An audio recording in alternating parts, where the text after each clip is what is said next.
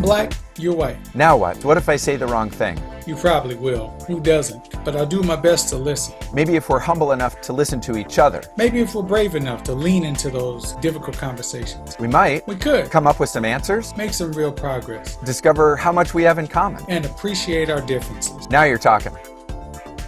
I am David Conley, a communication consultant. And I'm Chris Thurber, clinical psychologist. Welcome to I'm Black, You're White, Now What?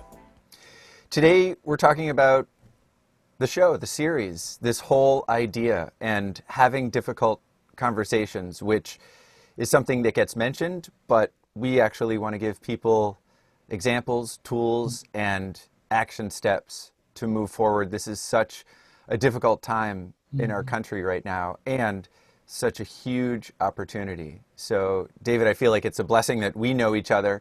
Absolutely. And that you came up with this idea.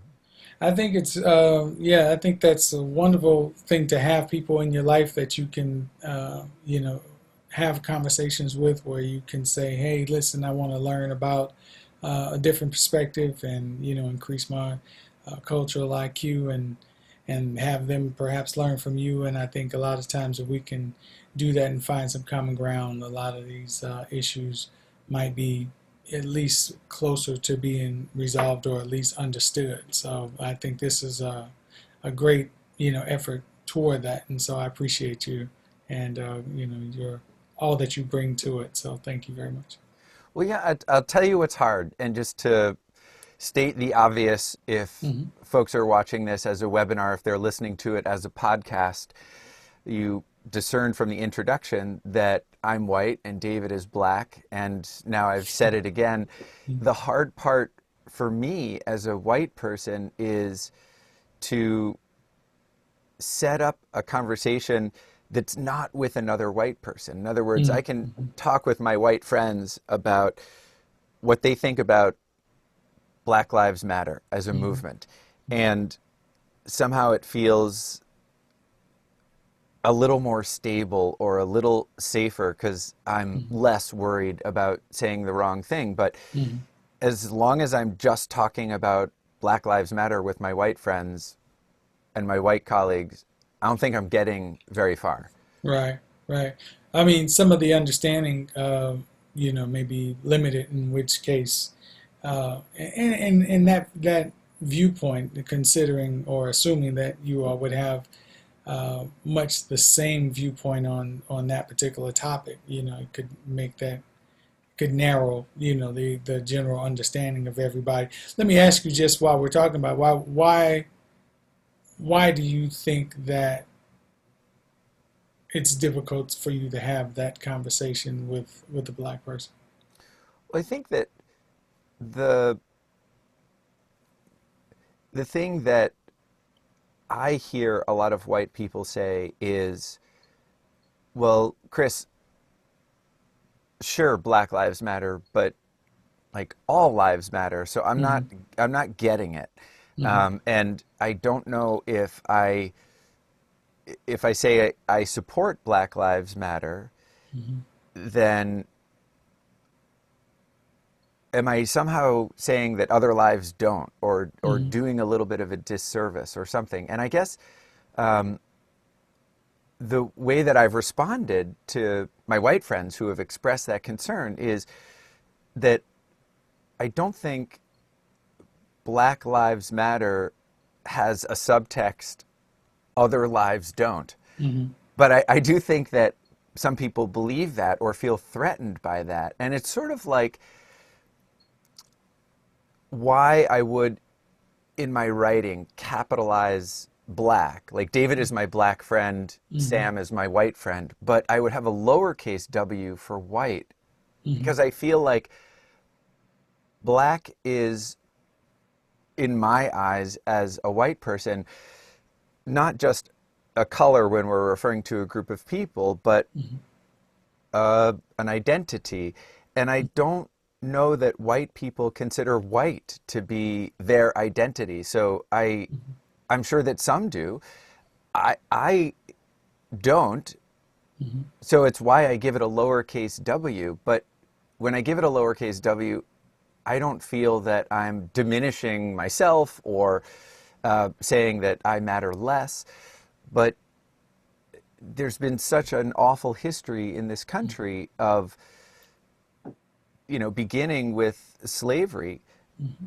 this violent discrimination and subjugation of a whole group of people, that saying this group matters is exactly what needs to be said. Mm-hmm. So, I again, it's a conversation that um, probably makes a lot of white people uncomfortable, but extra uncomfortable if they were to have that conversation with a black colleague or friend. So, uh, what's what's your take on Black Lives Matter and whether there is any subtext? There's absolutely subtext, and some of it you touched on. I think the what's not understood oftentimes. Let me go back. I think there's a lot of different subtexts. Black Lives Matter is even being stated because historically, particularly when you're talking about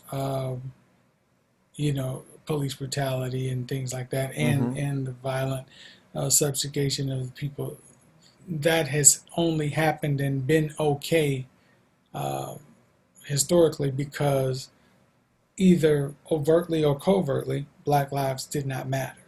At least not as much as white lives, and so you were sanctioned in treating black people a certain way because you had that thought in the back of your mind, because that was promoted, for the sake of slavery, then Jim Crow after, then, and even today, a lot of people will think, well, man, that's an era past because, Yeah. if no other reason, because we had President Obama in the White House, so it's all good. But for black people, it doesn't seem that way. We don't have that same reality. And so there is a need to say and let you know, hey, Black Lives Matter. And what's interesting is the fact that people say, white people tend to say, well, all lives matter, as if to say, well, it's obvious then that Black Lives Matter. It should be very obvious, but the reality for a lot of black people is that it's not as obvious as the rhetoric should suggest, would suggest. Yeah. Yeah. So what I'm living is not what you're saying. Do you know what I mean? And so, but the other thing is to not say that it matters more or it matters and other lives, particularly white lives, don't matter. Is to say, hey, our lives matter and we want the same equal treatment that's promised, with regard to the things set forth in this country by the founding fathers, etc., that we don't really, get and don't have. So there's that, but the other subtext, and this is something I'm kind of putting out there and asking you to think about too, um, as a white man, is that historically, when you talk about that subjugation of a group of people, white lives mattering has meant other people's lives did not. So I think when you hear Black Lives Matter, the fear is that, you're automatically saying, well, if this means this, then this means that. Meaning, if they're saying Black Lives Matter, what they're saying then is that white lives or other lives don't. So I got to make sure I say that all lives matter, so that we're clear that everybody's in to say, well, yeah, well, we've been saying all lives matter for generations, but Yeah. that, like I Yeah. said, has not been the history. So that's that's the other subtext in there, and I think a lot of times if people heard what's really being said, which is, I do not feel like my life matters when it comes to how I'm treated, and I would Yeah. like that to be better. I think then, if any rational person would then say, okay, well, that makes sense. But I think when you feel threatened in a way that says that your life may not be, or that I might be saying because mine does, yours does not, I think you need to kind of question why that's your knee-jerk reaction to that Yeah. statement. You know what I mean? And so it's like if you come to me and you say, "Well, David, I feel like I'm important." I think you are, and so that's fine. But my knee jerk reaction shouldn't be, "Well, I'm important too," Right. So, for me to say that, I'd have to ask myself some questions about, why that's my knee jerk and oftentimes very spirited or violent response. Um, so I think in that way, that's where people who are saying Black Lives Matter are coming from. That's that I don't think being heard all the time because of some of that feeling, and some of that feeling I think is beyond consciousness. I think Yeah. since it's been historically so ingrained in this country, it's difficult for people to be able to readily consciously put their fingertips on it. I think it's a reaction that comes from all of that history. Yeah. I mean, I think you explained it far better than I could to anybody. And I picked up on a way that you gave me a tool just then that I might use with some of my friends. I'm particularly thinking of white friends Mhm. when they do have a knee jerk reaction, like, okay, hang on, all lives matter, which is before I explain the historical backdrop, before I explain that historically for white lives to matter, black lives have had to not matter. Mhm. Um, and we can put a very fine point on it and say, look at how much of the infrastructure and edifices that we have, including, lots of the monuments in Washington, D.C., were, right, built on the Mhm. backs of black slaves. But even before that, because I feel like it's one of the biggest difficulties in this conversation is Mhm.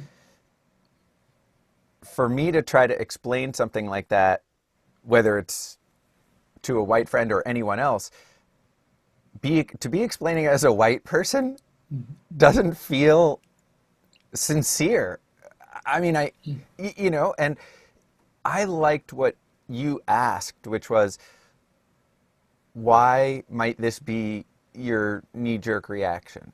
Um, and maybe there's even a way to ask that is somehow softer, Mhm. like, because I know people get defensive when you point out, oh, you're having a knee-jerk reaction. But if I were to ask one of my white friends who wants to insist, well, all lives matter, again, prior to my trying to paraphrase what I believe and what you explained, I might ask, well, tell me where you're coming from. Mhm. Say more about all lives matter. Mhm. And I think that a lot of people are going to come to their own conclusion, Mhm. as you pointed out a few minutes ago, that it does feel threatening if they're not taking into consideration at least two of the big factors you mentioned, that there is hundreds of years of historical subjugation, and it's not as if with the Emancipation Proclamation everything was rainbows and unicorns. Um, it's important to say that Black Lives Matter against that historical context.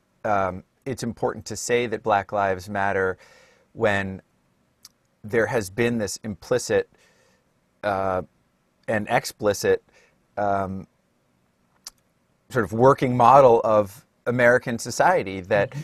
well, white lives matter the most, and not that individual groups of white people have been immune from prejudice, Right. as waves of immigrants came to the United States, whether Italian or Irish or whatever, but all of that detracts from the what I hear you saying is the main point, which is you said, it hasn't always been okay to speak up and say, hey, we matter. Hmm. And I think if white people or any people saw the value of this movement, it's the opposite of a threat. It Right. strengthens the fabric of society when we can say, kind of, who's really gotten the raw end of this deal, and uh, now let's elevate in some way the treatment, the status, the opportunity, and of course, as those words cross my lips, I worry that I'm sounding patronizing. So, how does that come across to you? I don't hear it as patronizing at all, and that's the thing that I would say um, to black people listening to someone who really wants to try, because a lot of things that I hear nowadays too is uh, when there is a white person who's saying, "Hey, I want to participate in the healing of the relationships between white people and black people. And I'm going to start with my life and the people I know."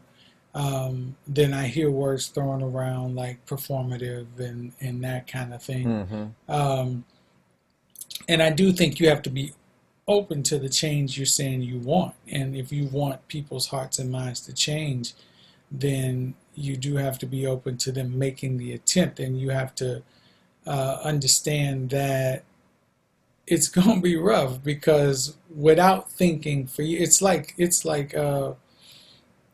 losing weight, right? You gain weight like an ounce at a time or less, over time, eating that donut or that extra piece of pizza or whatever, and then you wake up one day and say, "This is terrible. I'm dying with all this weight on me. I need to get this off.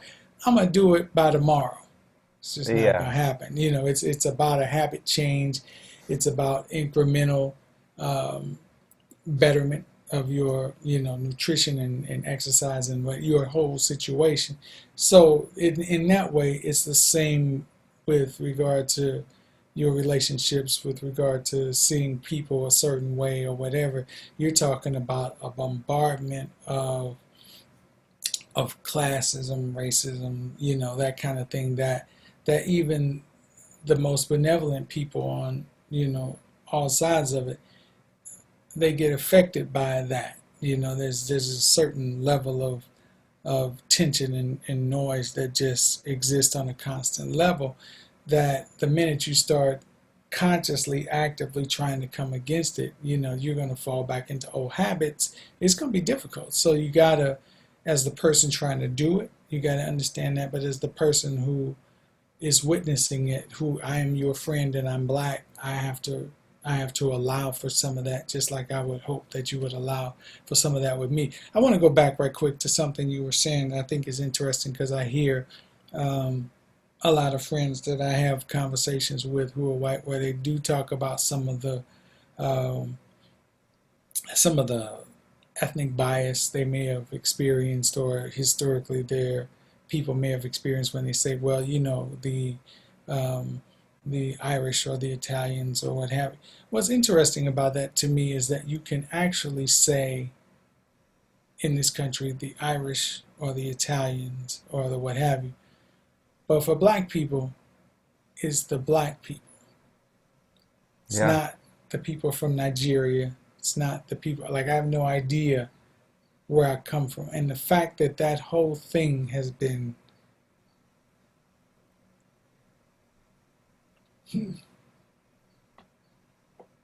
It's hard to I'm talk about. sorry, that's tough. And I didn't expect it to even hit me like this just now saying, but just verbalizing the fact that that whole thing has been just completely erased, and that I can't just go back Yeah. and touch that. So you can't even really say it's the same thing entirely. You know what I mean? It's like you have wiped that whole thing out. And so it's not the same. You know, it's not. And so I think when you start thinking about that, just the fact that you can still say my people are from here and they have been this, and this is their history, and etc. And black people can't, says black lives have not mattered in this country. So when you start then saying all lives matter, you think about a difference like that. Even your subjugation has been privileged. You know what I mean? I Yes, mean, yeah, and that's incredible that that escapes, you know, everybody. I'm saying black people, white people too. You just don't even think about it. That's how deep I'm saying, you know, that is. And so that's, but the impact of that on people is very, very serious. And another example of even in modern day times, your life not mattering is when you say, okay, well, there's this police brutality and I think it's wrong. And a man says, I want to protest that so that I bring attention to it. hmm, And you completely rob the conversation of that and make the conversation about him being the enemy and less than patriotic without even dealing with what he's trying to talk about. You're saying that the lives that he's talking about don't matter. What matters is my idea of patriotism and what you should do. And for that, I'm going to punish you. I'm going to make sure you don't work. I'm going to, you know what I mean? That's yes, so. So when people say to me, well, you know, that sort of thing, the disenfranchisement, the subjugation of the people, all of that is over. Like that is not my experience. I'm yeah. sorry. You know what I mean? And so it's just it's very very interesting and disturbing. You know. And I think experience is what we learn the most from, and asking someone else what has been your experience Right. is, for all the reasons you said, a far better question than the more detailed question of uh, what are your thoughts about uh, police reform? What are your thoughts about the Black Lives Matter Mm-hmm. movement? Those are really important questions, but they, if they get brought up in a discussion, I don't Mm-hmm. know that it will be a fruitful discussion unless you've done a lot of foundational work having conversations with someone about what their lived experience has been. Uh, what have they been sheltered from? What have they been exposed to? And I was struck when I went to a conference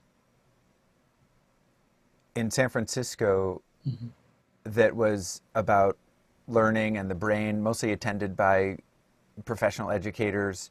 And one of the presenters during a whole morning 3-hour workshop spoke about trauma. Mm-hmm. And one of the things that she said really stuck with me, and that's after 25 years practicing as a clinical psychologist. So, of course, Mm-hmm. I fancied myself pretty educated on something like the psychological effects of trauma. And she said, teachers get impatient with kids who are exhibiting symptoms that are the consequence of trauma Mm-hmm. because they pin it on effort. You know, this student just needs to try harder, or they just need to Mm-hmm. focus more. And she said, you're asking them to do something that for now is not as neurologically easy or even possible for them because of the brain changes that have occurred as a result of their traumatic experience, whatever that might be. And she said, you'd no sooner go up to somebody with a broken leg and say, run a 100-yard dash, and as they, limp down the track, you say, well, come on, Hmm. faster. You got just Try got to put harder. one leg in front of the other. You got to pump your arms. You got, this is a sprint. I didn't ask you to hobble down the track. I said Hmm. run.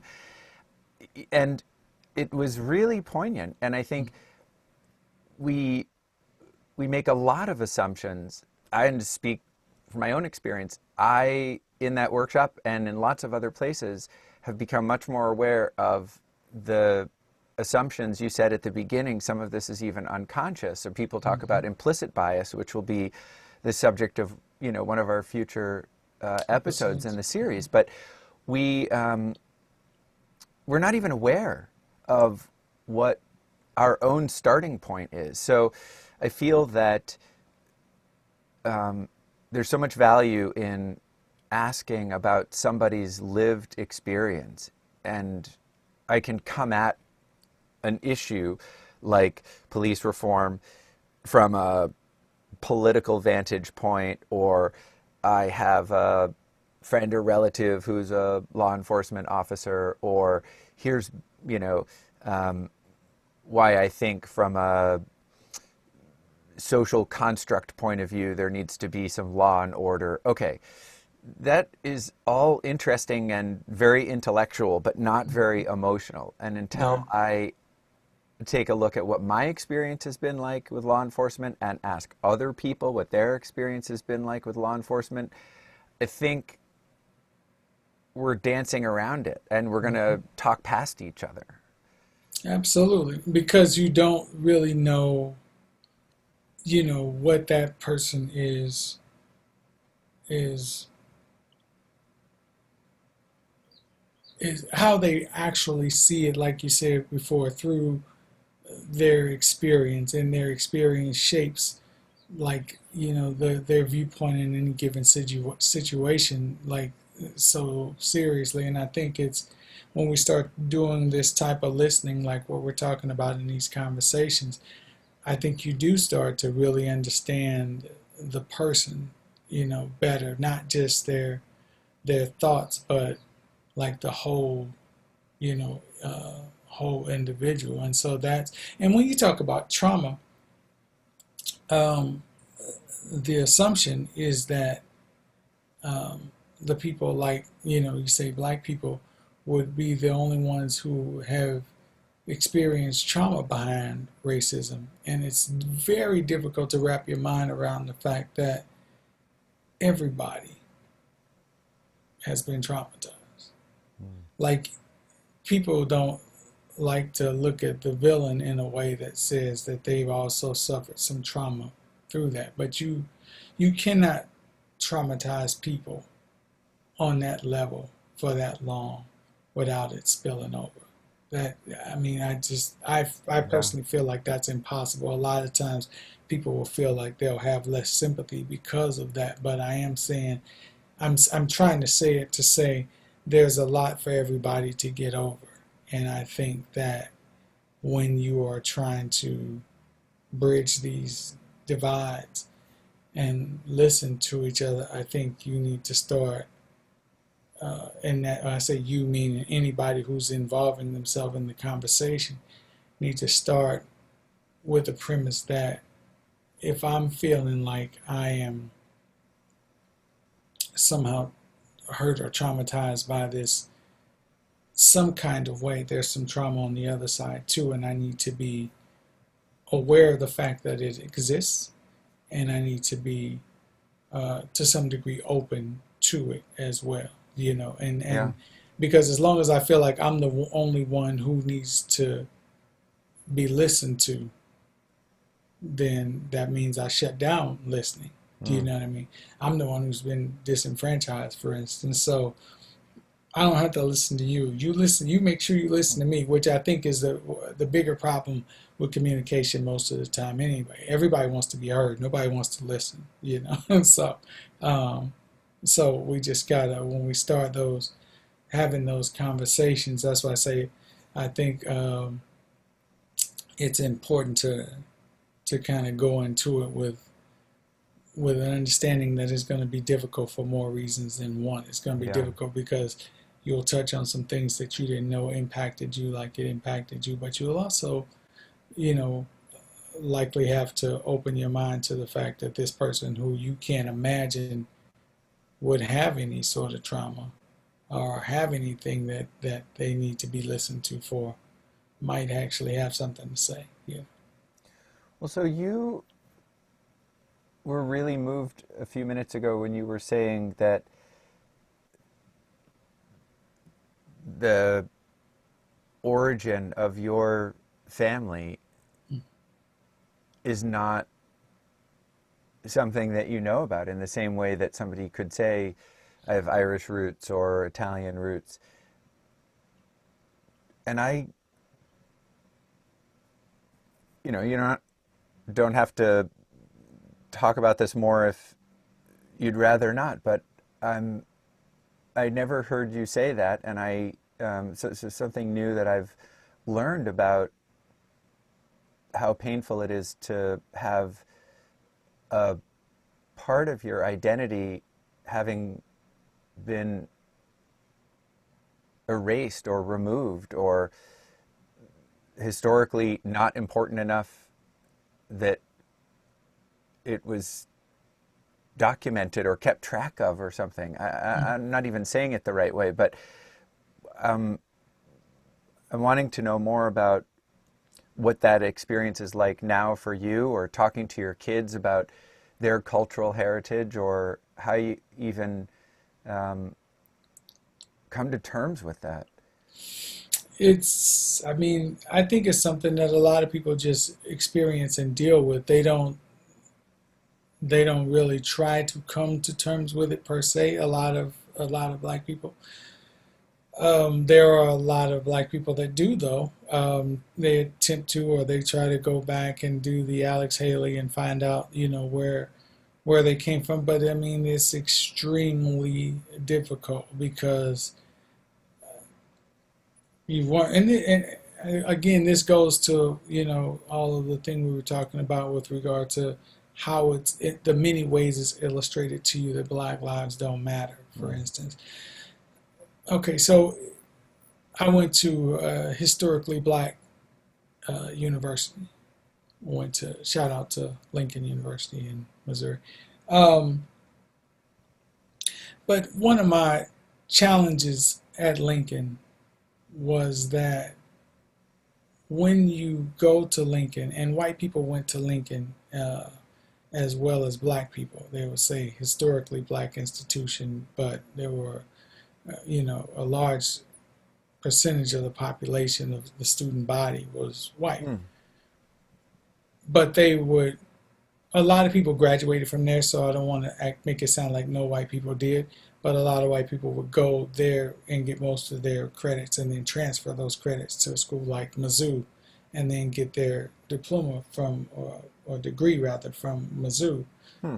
even though most of their credits came from Lincoln because Lincoln was more cost effective. But my problem was not that they attended the school. My problem was that if I go to Mizzou, I learn about how Europeans do things, which is fine because I'm in, a society where Europeans were the majority, at least the political or economic majority, however you want to look at it. But if I go to, say, what would be considered a Chinese school or Jewish school, I learned about how Jewish people do things, how Chinese people do things, the history of those people, etc. There is none of that. Hmm. Or I shouldn't say none, I should say very little. If for no other reason, because there's a lot of what black people did in the U.S. There's a lot of, what you would know later as more contribution than you learned when you were in grade school, which is to say like 4 or 5 black people and that's it. They're the only black people who ever did anything in history. But with regard to the significance of Africa on this planet and things like that, you don't learn any of that, and that's all sort of washed away, belittled. And I'm not ragging on Lincoln so much. I'm just talking about a mindset. I'm saying Sure, sure. that there is really not many places, if any, that you can go to in this country where black people have an institution where they can learn about this country that they come from, not the whole continent of Africa, for instance. So we get the continent of Africa because we're just black people. We're not, I come from this country, I come from that country, you see. Yeah. Um, and that makes you like drifting a little bit, like you don't have the cultural grounding that a lot of people have, so you're not even necessarily starting from the same place. And if you have that and take it for granted, as a lot of other ethnicities do, you will think, well, we're all starting from the same place, so that whole pull yourself up by your bootstraps things. But there's something about that makes it difficult, and difficult for you to navigate and negotiate, communicate as a people with other people without being consistently taken advantage of, and taken for granted.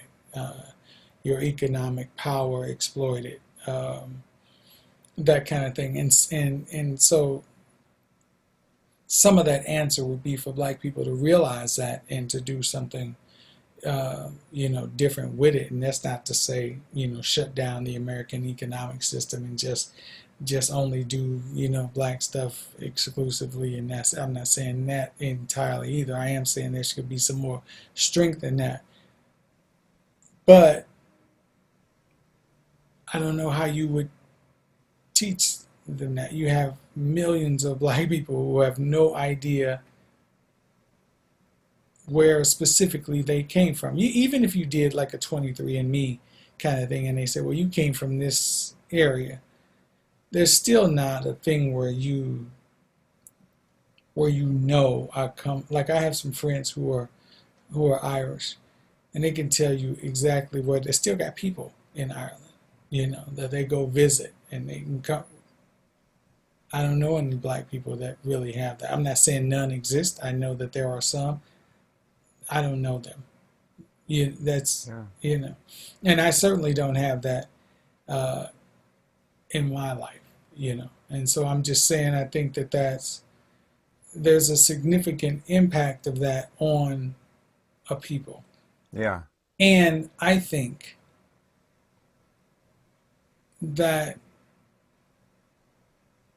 it's not enough to say then, hey, well, I never owned slaves myself, so blah, blah, blah. Oh, I've never been a slave myself, but the impact of that I'm still feeling. And Public Enemy, the rap group, used to have a line in the song where they still have the line, it's still in the song, but where they have a line in the song where We're they dating say, ourselves, by the way. right, exactly. But where they say it wasn't you, but you pledged allegiance to the red, white, and blue suckers that stole the soul. Basically saying that you still like sort of, and I don't know what to tell you to do about it, but you still sort of benefit from this situation where I'm not, where that base for me is gone. I don't know. I mean, that's a difficult thing. I don't know what the answer is. I don't want to hold like you, Chris Thurber, as a white person accountable to say, well, you somehow need to, fix this for me. There's nothing that I know that you could do except to actually start trying to understand me as a man and as a person, as opposed to looking at me automatically as the problem.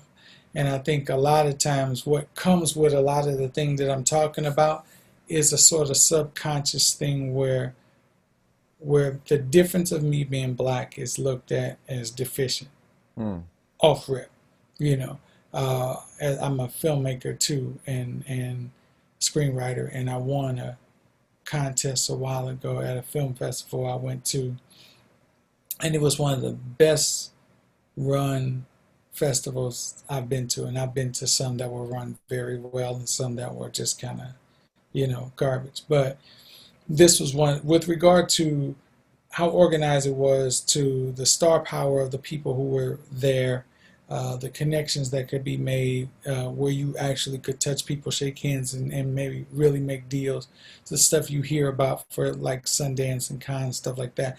This one that I went to, I'm gonna name in a minute, but it was one of the best ones with regard to that I had ever been to. Mm. And so I was very proud to have won the award at this festival. It was the American Black Film Festival. But I would tell people I won the screenplay competition at the American Black, and the minute I say Black Film Festival, I could see the prestige of the award I won go Oh, down in their eyes. yeah. Like somehow it's a festival that's held at the supermarket now because it's you Right. know what I mean. But it wasn't that. It was a major, and Yeah. it still is. I'm saying that festival still exists now, and it's a major deal. But I'm just saying that to say this immediately. And sadly, it's been programmed even a lot of times in the minds of black people too. It's not just white people, but just in general, when you say black, it comes down a few notches. That's the marketing of that Mm. racism. But some of that is based on the fact that you didn't think these people were significant enough or human at all, where their history, which was very important to them, should remain. Yes. Stripped it, you mixed them, you did, it's just black people, Right. just black, and so that's what I mean when I say so. From way back then on through now, how can you then tell me all lives matter and think I'm supposed to say, well, yeah, well, in that case, let me shut up. I'm not shutting up because I'm saying your all lives matter means mine doesn't. Your all lives matter means I don't have a base. Your all lives matter means I shouldn't protest when unarmed members of my community are being killed. You know what I mean? When you say that, it doesn't mean the same thing to me Yes. that it should mean like, I understand the words, but again, like you were saying, asking about my experience, you asked me if I understand academically the words. I do. I understand all lives matter. When you ask me my experience, it is not that. When the police pull up behind you, it's an inconvenience. When they pull up behind me, there is an actual, literal, real, whether I have warrants or not, fear for my life. Yeah. That's that's crazy. You know what I Yeah. mean? I'm saying my daughter was coming home from work one day and she called us to say she was on her way home. The police had stopped her because she accidentally was driving without her lights on. When she's got me on the phone, my wife and I are we're getting dressed, getting ready to go up there because, and we're scared for her. Do you know what I mean? Yeah. If you're saying that to somebody who's never experienced that, it sounds irrational. But tell that to George Floyd's family. It's Yeah. not irrational. It's a very real thing. Now the guy was very nice. He let her know her lights were off, and she had actually she worked as a server, and she had actually had him as a customer, and he recognized her. You know what I mean? Hey, I was just eating dinner with my wife the other night. You were my server. Blah blah blah. And so it was cool. But I'm saying it's not always that.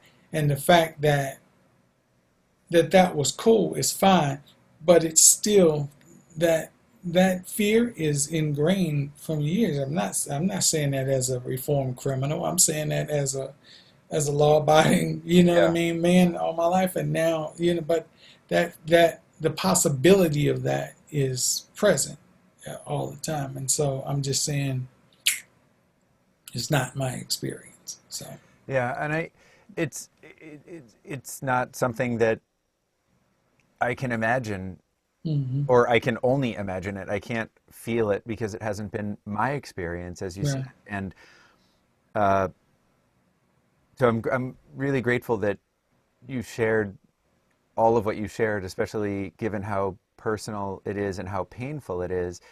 And I I want to, be respectful of everyone's time, and I see that we're nearing the end of this episode, and I Hmm. want to save time to give people a bit of a preview of other conversations that we're going to Sure. have. But, I will tell our viewers and listeners that in preparation for this series, David and I decided that we wanted to make it unscripted. We wanted to make it personal. We wanted to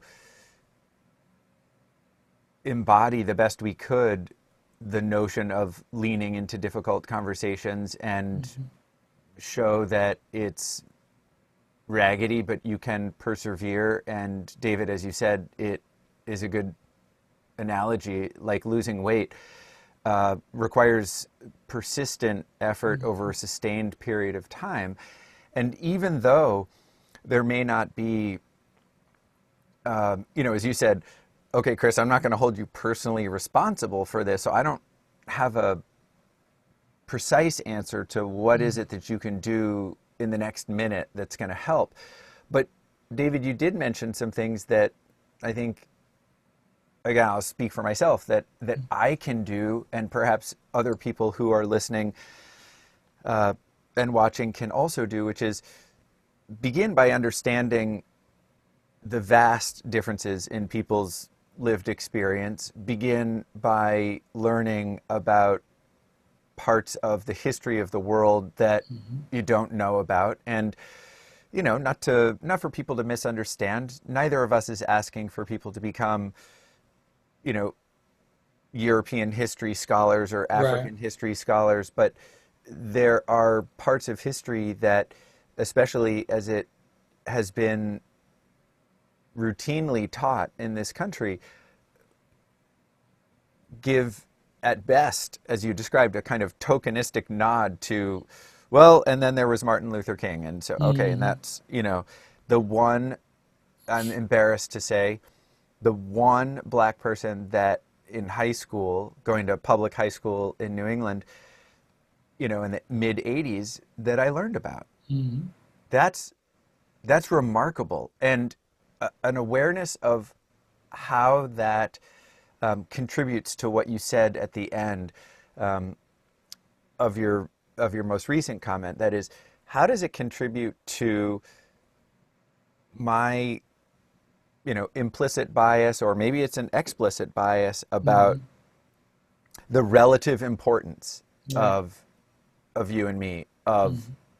can compared to the Black Film Festival, Hmm. uh, of Sundance to uh, the Black Film Festival or something Hmm. like that. And it's it's a perfect example of why it's not enough for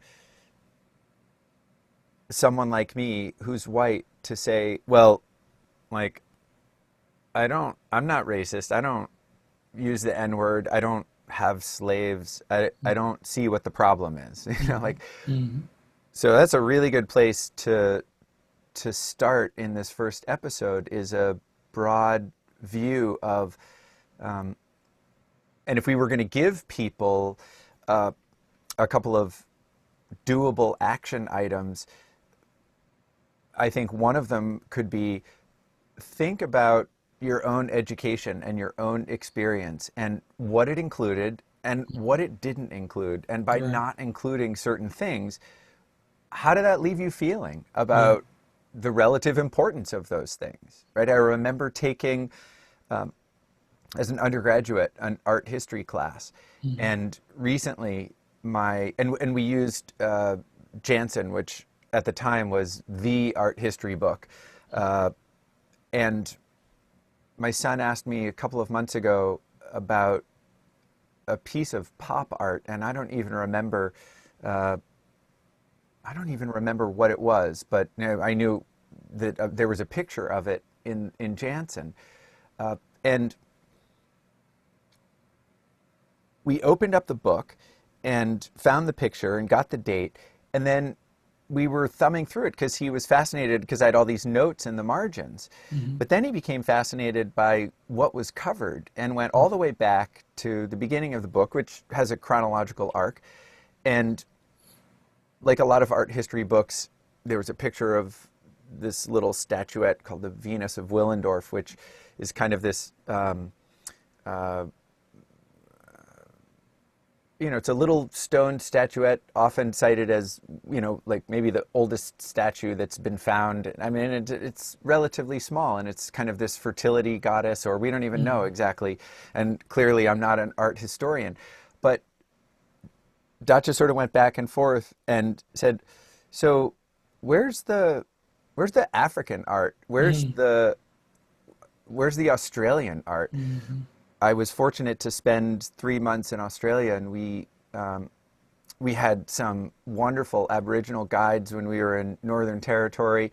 We learned a lot about, in a relatively short period of time, Aboriginal culture and art. And there's not a single piece of Aboriginal art in this, which is not, and it's not called art like European art history. It's art history. The world. And so many parts of the world are left out. So a huge challenge to our listeners would be to ask themselves, spend some time thinking about what has been left out for you, and what then has that contributed to the way you see the world. Can you talk a little bit in the few minutes that we have left about some of the other topics that you and I was going to say are excited to cover? I mean, we are excited, but, as I think I said in the intro, nervous as well. What else are we going to tackle here? Because we're not shying away. No, I mean, some of the other things, I think we're going to have a great discussion where we're going to drill down into some of the things that we even touched on in this episode. Some of the things about bridging the gap between inner city communities and the police. We're going to talk about defunding the police versus not. We have some law enforcement officers who are agreeing to come on and talk with us kind of about that. And we want to talk about the protests and, your constitutional right to do that. And we want to talk about perspectives as far as like understanding or, humor. A lot of times comedy is a way that we get to deal with some of these things, and what's too far in this day and age. We're going to talk, speaking about too far, we're going to talk a little bit about censorship and political correctness, and how much it helps or hurts. So I think a lot of great things coming up. We got young people's perspective, and so like people my son's age are dealing with a lot of things related to race on campus, and so we're going to be talking with them about their perspective regarding what's being done to sort of have a more inclusive environment on campus, and how, what, like we were talking about, what their experience is with the impact of some of those changes. Are they coming fast enough? Are they missing the mark? Or are they actually addressing some of those issues? So, we're going to be talking about that. But also in all of these, we're going to be talking about how to have these conversations, and, what's a good way to open up, with people, and to learn from one another, and hopefully enrich some lives, and create some great dialogue, and find some common ground.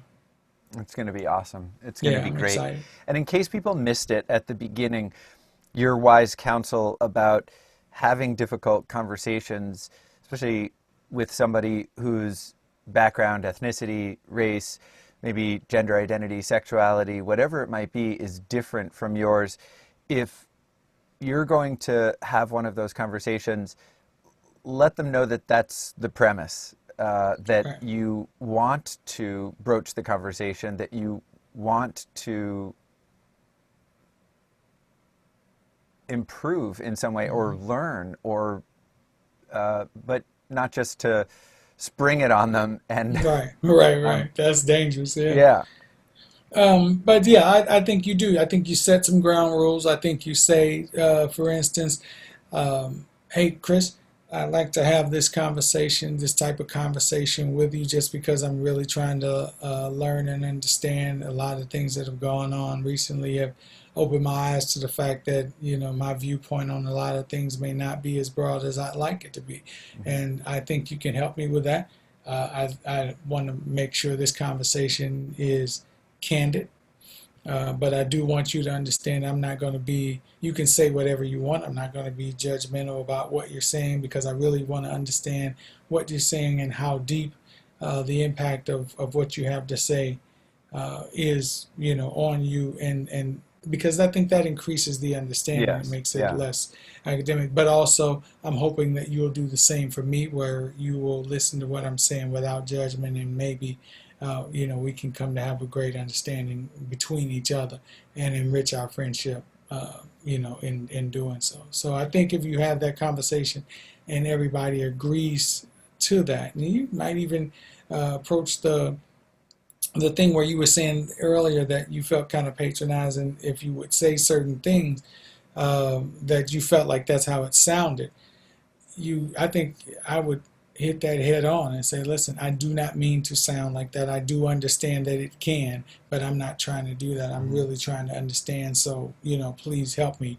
And then, have that conversation. And I think the other part of that is to not just do it in a way that's like, okay, I checked that off my list. I talked to my white friend. Whew, okay, I'm Right. good. So now I'm okay. Now I don't have to do that. Yeah. And whenever you get to talking to somebody about Difficult an issue, conversation. Done. right, exactly. When you get to talking to somebody, you say, no, listen, I got my certification. I've talked to my friend of Right. another Right. race. It should be an ongoing thing. It should be a change of lifestyle for you, as far as like your desire to increase that cultural IQ and your emotional IQ too, as well. So, Yeah. mm, Well, I've taken a lot away from this first episode, and I am really looking forward to subsequent episodes. So, thank you for your candor today. mm. Yeah, and thank you. I appreciate it. I'm looking forward to our further conversations. Awesome. All right. Thank you for listening to I'm Black, You're White, Now What? You can find more episodes on the podcast channel Teaching What It Takes, available on Apple Podcasts, Stitcher, and Spotify. To learn more about the work I do, visit www.preparingthepath.com. And to learn more about the work I do, visit drchristhurber.com.